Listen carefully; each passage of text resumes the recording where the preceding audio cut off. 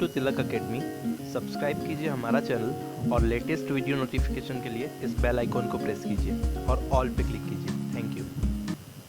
Hello दोस्तों, welcome back to our YouTube channel Tilak Academy. एक बार फिर से आपका बहुत बहुत स्वागत है। आज के पर्टिकुलर वीडियो में हम लोग बात करेंगे नाउन के आगे के रूल्स की।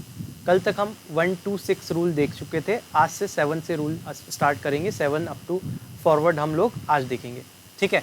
तो सबसे पहले अगर हम बात करें तो यहाँ पे रूल नंबर 7 की बात करते हैं। इंग्लिश में कुछ ऐसे पर्टिकुलर स्ट्रक्चर होते हैं जिसको अपन ऐसे लिखते हैं: 5 year old baby, 6 month old girl, 3 week old friend. तो इस टाइप के जो अंग्रेजी में स्ट्रक्चर होते हैं एट्सेट्रा, तो इस टाइप के जो अंग्रेजी में स्ट्रक्चर होते हैं, इनमें कभी भी आप ये देखेंगे ईयर हो, मंथ हो, चाहे वीक हो, चाहे यहाँ पे डे हो, डे वाला कोई एग्जाम्पल हो, ठीक है, इसी टाइप का फॉर्मेट हो, तो कभी भी इनके आगे ईयर, जैसे ईयर आया, मंथ आया कोई यहाँ पे इस फॉर्मेट में, वीक आया, ठीक है, या फिर डे आया, तो कभी भी इनके आगे एस नहीं लगाया जाता, मतलब एस का प्रयोग नहीं किया जाता। इनको प्लूरल फॉर्म में नहीं लिखा जाता।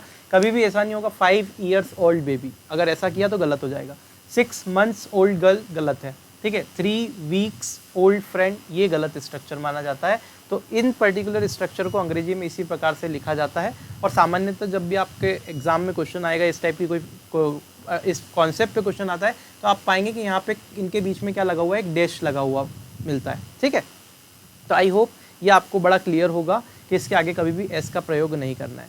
लेकिन जैसे वो सेंटेंस हम बोलते हैं आई एम 6 years old, तो वो बिल्कुल करेक्ट है। जैसे मैंने बोला 6 years old, 6 years old, कुछ नहीं है, सिंपल सेंटेंस है, कोई नाउन वगैरह इसके पीछे नहीं है। जैसे ओल्ड फ्रेंड आया, यहाँ पे कोई नाउन नहीं है, ठीक है। तो ये स्ट्रक्चर सही है। 2 months old बेबी, ये 2 months old, अगर सिर्फ ऐसे लिखा है आई एम 2 months old, या फिर कोई 2 months old चीज़ के बताने के बारे में लिखा है, तब वो स्ट्रक्चर भी वहाँ पे सही रहेगा। लेकिन अगर इस टाइप का कोई स्ट्रक्चर आया तो वहाँ पे उसके बाद में कभी भी एस नहीं लगाया जाता, ये आपको ध्यान रखना है। देखिए अब नेक्स्ट रूल देखते हैं, रूल नंबर 8। आपको ये ध्यान रखना है कि ईच, एवरीथिंग, एवरीबडी और एवरीवन हमेशा सिंगुलर होते हैं। ये सभी हमेशा क्या होते हैं, सिंगुलर होते हैं। तो ईच, एवरीथिंग, एवरीबडी और एवरीवन हमेशा कैसे होते हैं, सिंगुलर होते हैं। तो इनके बाद आने वाला नाउन या वर्ब की बात करें तो वो सिंगुलर फॉर्म में ही लगाया जाता है। लेकिन अगर मैं बात करूँ एवरीथिंग, तो एवरीथिंग के बाद में कोई नाम तो आप यूज़ नहीं करोगे, है ना। एवरीथिंग अगर बोला तो एवरीथिंग फैन, ऐसा नाउन तो यूज़ नहीं करोगे ना। एवरीबडी के बाद में कोई नाउन यूज़ करोगे, एवरीवन के बाद में कोई नाउन यूज़ करोगे, ठीक है। तो इनके बाद में तो ऐसे एग्जैक्टली जस्ट बाद में कोई नाउन का यूज़ नहीं होता, लेकिन ईच के बाद, जस्ट बाद हम नाउन का उपयोग कर सकते हैं। जैसे कि यहाँ पे देखो, ईच हाउस इज़ वाइट, तो ईच के जस्ट बाद क्या आया, हाउस आया। तो हाउस क्या है, नाउन है, और इज़ वाइट किया। तो मैंने बोला कि ये सारे सिंगुलर होते हैं, ये सारे ही सिंगुलर होते हैं, लेकिन ईच के बाद अपन डायरेक्टली नाउन का प्रयोग करते हैं। तो ईच के बाद आने वाला जो नाउन होता है, अभी हम नाउन पढ़ रहे हैं, वर्ब की बात नहीं कर रहे हैं। वर्ब जब पढ़ेंगे तब वर्ब के बारे में भी बताऊंगा। वैसे यहाँ भी आप वर्ब को समझ सकते हैं, लेकिन यहाँ पे देखिए ईच के बाद हम डायरेक्टली नाउन लगा सकते हैं। तो ईच के बाद जो आने वाला नाउन है वो हमेशा सिंगुलर फॉर्म में यूज़ किया जाता है। ये देखिए, ईच हाउस इज़ वाइट, ये करेक्ट सेंटेंस है। अगर मैं ईच हाउसेस कर दूँ यहाँ पे और इज़ वाइट करूँ तो ये बिल्कुल इनकरेक्ट हो जाएगा, ये आपको ध्यान रखना है, ठीक है। ऐसे ही दे हेल्प ईच अदर, तो यहाँ ईच है, ईच के बाद में क्या आया, अदर आया। अदर की जगह अगर मैं अदर्स कर दूँ तो ये क्या हो जाएगा, इनकरेक्ट हो जाएगा, है ना। हमेशा ये क्या करता है, ईच के बाद हमेशा क्या आएगा, सिंगुलर नाउन लगता है। ये ध्यान रखना है कि ईच के बाद हमेशा सिंगुलर नाउन का ही प्रयोग किया जाता है। और एवरीथिंग, एवरीबडी, एवरीवन, ये सारे क्या होते हैं, सिंगुलर होते हैं। तो इनके साथ में सिंगुलर वर्ब लगाना पड़ेगी, ठीक है। तो देखें, एवरीथिंग इज़ रेडी, तो आपने देखा एवरीथिंग के बाद क्या आया, इज़ आया, इज़ रेडी, ठीक है।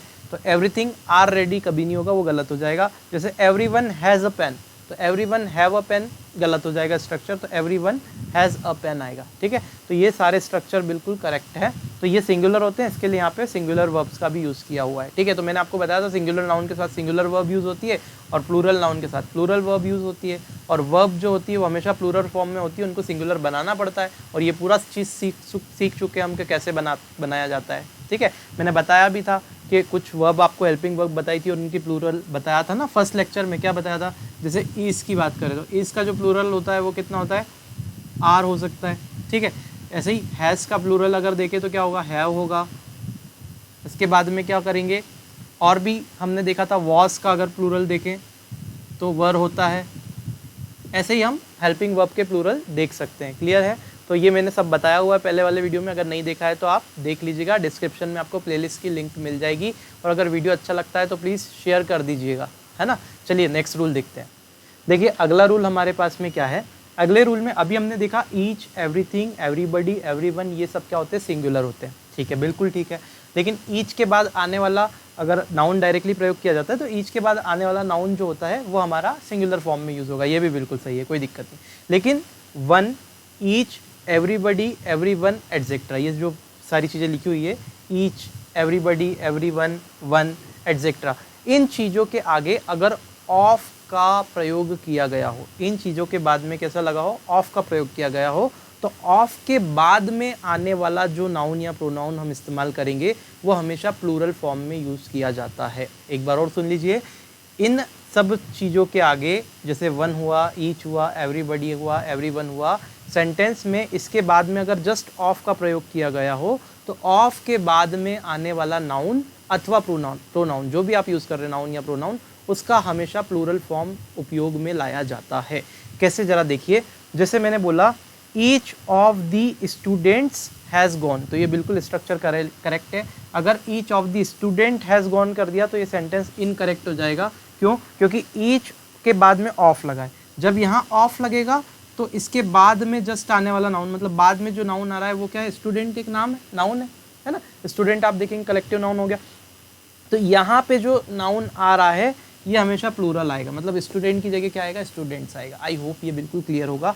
ईच, जैसे नेक्स्ट सेंटेंस देखते हैं, each of the players has gone, इसका मतलब क्या, प्लेयर होता तो ये गलत हो जाता, प्लेयर्स करना पड़ेगा। क्यों? क्योंकि ईच के बाद ऑफ आया। जैसे यहाँ देखो, one of the most intelligent boys, one of the most intelligent boy, तो यहाँ पे वन के बाद में ऑफ आया है, इसके लिए इसके बाद में आने वाला नाउन या प्रोनाउन, तो इसके बाद में देखो one of the most intelligent, तो यहाँ तक तो कोई नाउन प्रोनाउन नहीं आया, यहाँ पे आया क्या, नाउन, बॉय आया।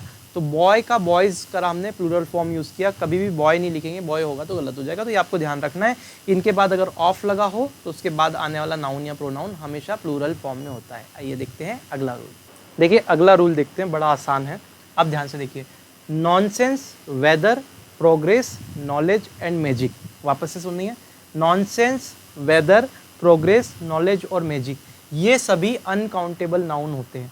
अनकाउंटेबल नाउन होता है मतलब इनको कभी भी गिना नहीं जा सकता, इनकी मात्रा को गिना नहीं जा सकता, तो अनकाउंटेबल नाउन होते हैं। दूसरी बात ये कि इनमें कभी भी एस या ई एस लगा के इनका प्लूरल नहीं बनाया जा सकता, क्योंकि ये अनकाउंटेबल नाउन है तो इसमें एस ई एस कभी भी नहीं लगेगा, इसका प्लूरल नहीं बनता, ऐसे यूज़ होंगे। ठीक है, उसके बाद में इनके आगे अगर अनकाउंटेबल नाउन है तो इसके आगे कभी भी ए और एन का उपयोग नहीं किया जाता। एक बार फिर से सुन लीजिए, नॉनसेंस, वेदर, प्रोग्रेस, नॉलेज और मैजिक, ये सभी अनकाउंटेबल नाउन है, अतः इनके आगे एस ई एस लगा के इनका प्लूरल नहीं बनाया जा सकता। उसके बाद में अनकाउंटेबल नाउन होने के कारण इनके आगे ए या एन का भी प्रयोग नहीं किया जा सकता। तो ये आपने देखा कि ये पर्टिकुलर रूल है। ठीक है, अब देखिए कैसे हम इसका उपयोग करेंगे। जैसे लिखा है इट इज़ अ, एग्जाम्पल से समझते हैं, it is a nice weather, तो अगर लिखा it is a nice weather तो ये इनकरेक्ट होगा, क्योंकि मैंने यहाँ ए लगा दिया। मैंने बताया कि ये सब अनकाउंटेबल नाउन होते हैं और इनके आगे हम ए और एन का प्रयोग नहीं करते, तो वेदर अनकाउंटेबल है तो इसका प्रयोग नहीं करेंगे ए का। ठीक है, तो ए को रिमूव करते हैं तो सेंटेंस बनेगा इट इज़ नाइस वेदर, तो ये बिल्कुल करेक्ट है। अगर मैं वेदर की जगह वेदर्स कर देता तो ये भी बिल्कुल इनकरेक्ट होता। क्यों? क्योंकि इसका प्लूरल भी नहीं बनाया जा सकता एस या ई एस लगा के। क्लियर है? अब देखिए ज़रा, लिखा है आई सॉ मैजिक यस्टरडे, तो आई सॉ मैजिक यस्टरडे, मैंने कल जादू देखा। अगर मैं इसको मैजिक को मैजिक्स कर दूंगा तो ये क्या हो जाएगा, बिल्कुल गलत हो जाएगा सेंटेंस। अगर मैं लिख दूंगा I saw a magic yesterday, तब भी ये गलत हो जाएगा, क्योंकि इनके आगे ए का प्रयोग नहीं किया जाता। लेकिन कुछ विशेष परिस्थितियों में नॉलेज का आपको ध्यान रखना, इसीलिए मैं बिल्कुल पॉइंट टू पॉइंट बताना आपको उचित समझ रहा हूँ, क्योंकि यहाँ कन्फ्यूजन हो जाता है बहुत सारी बार। तो नॉलेज का प्रयोग जब भी इन्फॉर्मेशन देने के लिए किया जाता है, किसी चीज़ की इन्फॉर्मेशन को सामने वाले के साथ में बताने के लिए जोड़ के किया जाता है, तब हम उसके आगे ए का प्रयोग कर सकते हैं कुछ विशेष परिस्थितियों में। किस प्रकार के सेंटेंस में उसके आगे ए का प्रयोग होता है वो जरा जान लीजिए। दो सेंटेंस की हेल्प से मैं समझाने की कोशिश करता हूँ।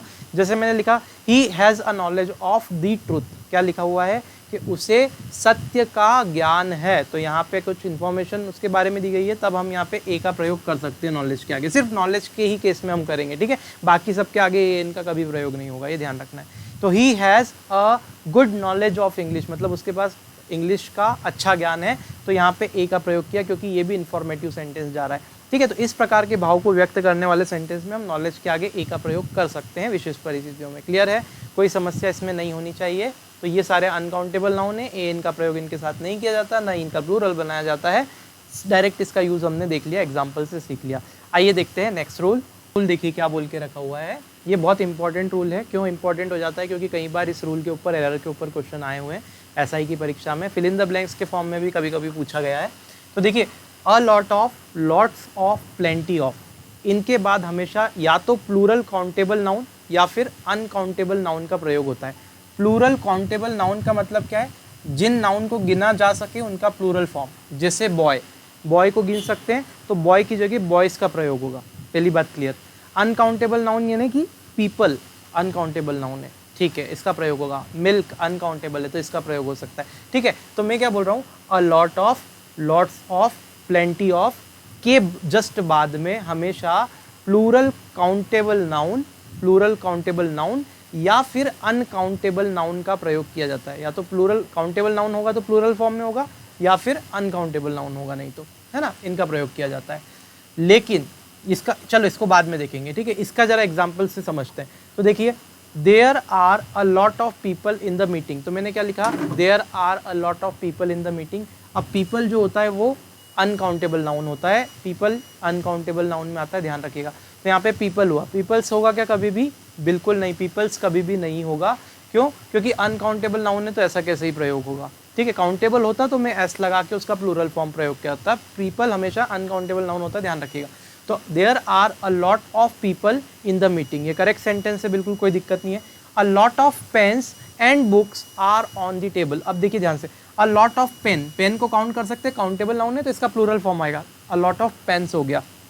एंड बुक्स, बुक को काउंट कर सकते हैं तो इसका भी प्लूरल फॉर्म आया, यानी कि a lot of pens and books are on the table, that is also correct sentence. फिर देखते हैं, there is a lot of money in his pocket, मतलब there is a lot of money, money जो होता है बेटा uncountable noun होता है।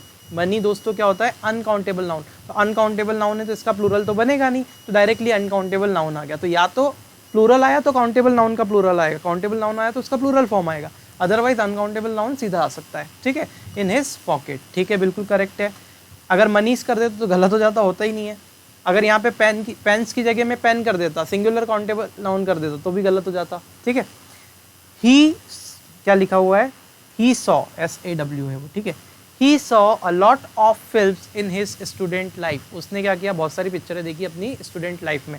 तो he saw a lot of films, अब फिल्म काउंटेबल नाउन है तो फिल्म्स का किया हुआ है, उसका प्लूरल फॉर्म आया हुआ है। तो आई होप ये बिल्कुल क्लियर होगा। अब देखते जरा सेकंड केस, बट ये देखिए जरा सेकंड वाला रूल, बट वन ऑफ अगर आ जाए कहीं पे भी इंग्लिश में सेंटेंस, तो वन ऑफ के बाद में हमेशा प्लूरल नाउन और सिंगुलर वर्ब का प्रयोग किया जाता है। यहाँ शायद मैंने सिंगुलर पहले लिख दिया था, कोई बात नहीं। तो बट वन ऑफ के बाद में हमेशा प्लूरल नाउन और सिंगुलर वर्ब का प्रयोग किया जाता है। जरा देखिए एग्जांपल से समझते हैं। One of his brothers is the typist, यानी कि वन ऑफ हिज ब्रदर्स आया, देखो ब्रदर नहीं आया, ब्रदर्स आया, क्यों, क्योंकि यहाँ पे नाउन क्या आया, प्लूरल आया, क्योंकि वन ऑफ के बाद में प्लूरल नाउन आएगा और सिंगुलर वर्ब आएगी। तो सिंगुलर वर्ब यानी कि देखो ब्रदर्स के बाद में इज आया, नहीं तो ब्रदर्स के बाद में आर लग सकता था, अगर आप यहाँ आर लगा दोगे तो गलत हो जाएगा। ब्रदर की जगह ब्रदर, ब्रदर्स की जगह ब्रदर कर दोगे तब भी गलत हो जाएगा। आपको स्ट्रक्चर ध्यान रखना है। वन ऑफ अगर आपको सेंटेंस में दिख गया तो उसके बाद हमेशा नाउन प्लूरल होगा और वर्ब सिंगुलर होगी। देखो one of his brothers, noun plural, ये क्या है, नाउन है, ये नाउन है तो नाउन प्लूरल आया। ये क्या है, वर्ब है, इज वर्ब है ना, हेल्पिंग वर्ब, तो ये singular I, they typist. I hope समझ में आ गया होगा। Teaching English is one of my task, तो teaching English is one of आया। अब यहाँ पे वर्ब का काम ही नहीं है, माई के बाद में सीधे टास्क आया, ये जो है नाउन है तो ये प्लूरल फॉर्म में आ गया, टास्क हो गया वो, ठीक है। फिर देखते हैं next, one of the pens has no ink, यानी कि देखो वन ऑफ दी के बाद में क्या आया, नाउन आया, तो नाउन का प्लूरल फॉर्म आया, तो ये पेन का पेन्स हो गया। लेकिन वर्ब का सिंगुलर फॉर्म आया, हैज आया, ठीक है। इसकी जगह अगर हैव लगा दोगे तो गलत हो जाएगा, ठीक है। तो ये स्ट्रक्चर आपको ध्यान रखना है।